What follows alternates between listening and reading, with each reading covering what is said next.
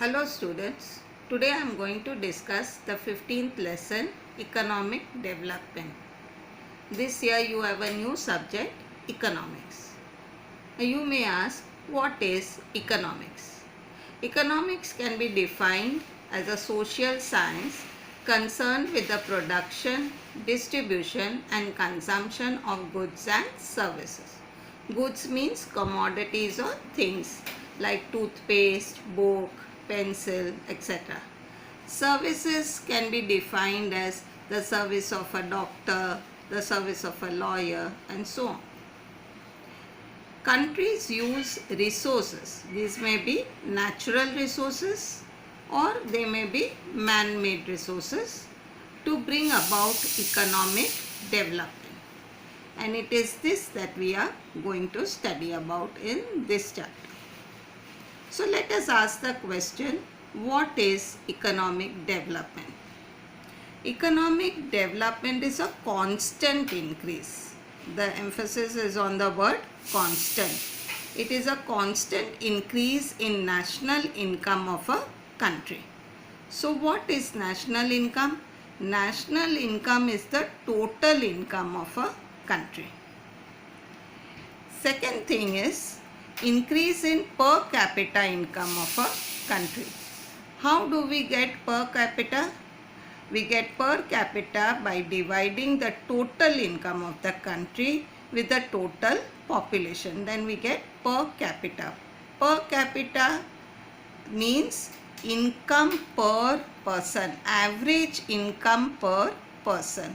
Now that means that some people may be earning lot of money, like the very rich people of India, and some people will be earning very little money, like the very poor people of India. But when we combine all the income of all the people of the country and divide it by the total population, we will get the per capita income. Third thing is change in lifestyle of the people or change in living standard of the people. So what is living standard? Living standard includes facilities like obtaining basic needs like food, clothing, shelter, education, health, and then goes on to transportation, communication.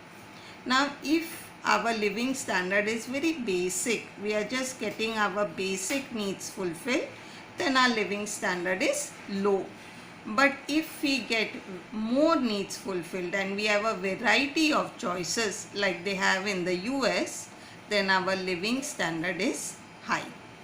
If we look at India from 1950 when we started planning, then from 1950 to the present age, there has been a vast improvement in living standards. So we can say in a general way that there has been economic development in India.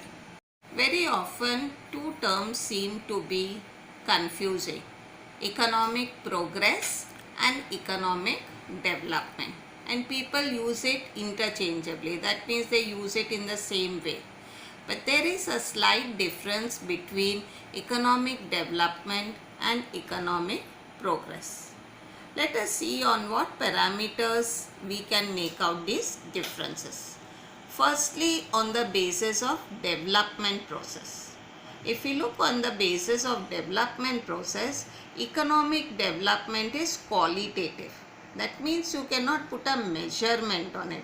You can say that there has been development because people have a better standard of living or people are better educated, in that way. Whereas economic progress is quantitative. That means you can put a figure to it.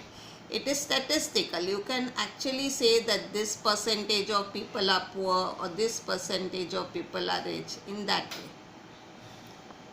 Second point of difference on basis of development is that economic development is the first stage of economic development.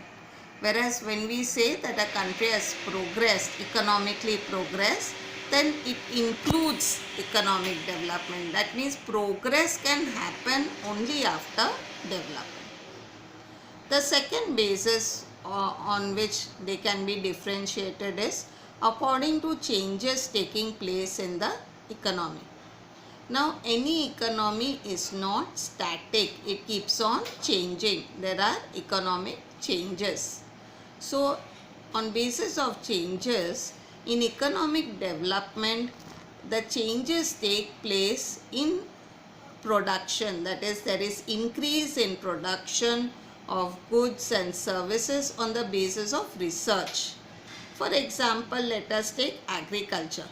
Agricultural production has increased by more than 300 times if you compare to say 1950. Now, one of the reasons is because of lot of research being done. Today we get better quality crops. Okay, hybrid seeds are used. There is a lot of genetic modification taking place in agriculture. So this kind of a development in agriculture is called economic development. But if we look at economic progress, it is this increase in production is on the basis of increase in a factor of production. Take for example land. So if more land comes under cultivation and there is an increase in production, then we can say that there is economic progress. The third basis in which economic development and economic progress can be differentiated is in relation to developed and developing nations. Developed nations are nations like USA, England, France. They enjoy a very high standard of living. Developing nations are like India, Nepal, Bhutan. These are poor countries. So in economic development, increase in national income is not very high. Whereas in economic progress, increase in national income is high, like in the developed countries. How does one decide whether an economy of a country is developed or developing? So this economy of a developed or developing country is separated on the basis of per capita income. According to World Bank report of 2004, countries with less than $735 per capita are developing countries. That means those countries where on an average people earn less than $735 per year are known as developing countries. Those countries which have a per capita income higher than or more than $735 per year are known as developed countries. So the Western world like USA, Canada, England, France, Switzerland, Germany, Japan, even in Asia, these are all very highly developed countries. Most of the Southeast Asian nations are developing economies. India is among the developing economies. So what are the features of developing economies? Let us see. Firstly, per capita income will be low and population will be high. So how do we get per capita income? We get per capita by dividing the national income by the total population. Since national income is low and population is high, naturally per capita income will be less. Now if per capita income will be less, then naturally standard of living will be low.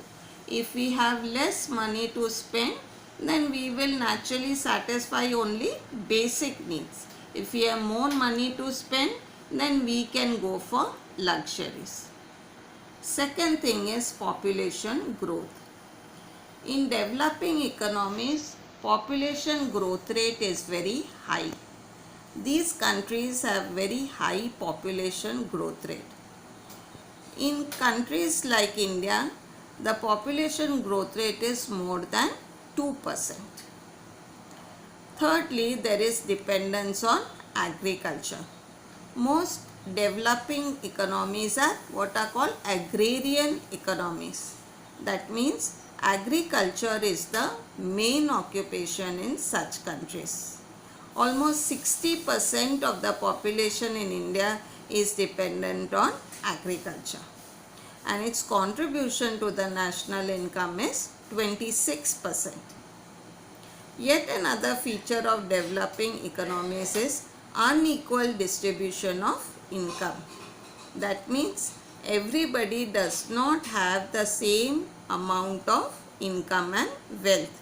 There is inequality in the distribution of income and also in the factors of production.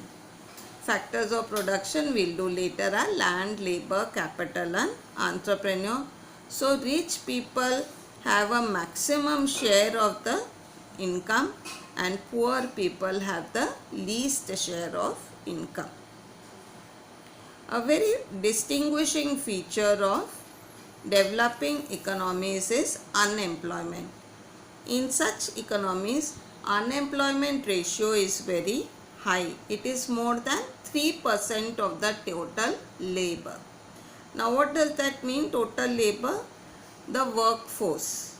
So people from the age of 18 to 58 are considered as employable. That means they can go to work. So they are considered labor.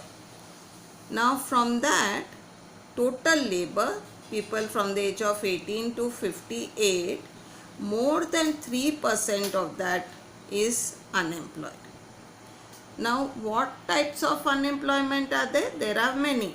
Seasonal, disguised, educated and so on. We will discuss these types of unemployment in the chapter on unemployment.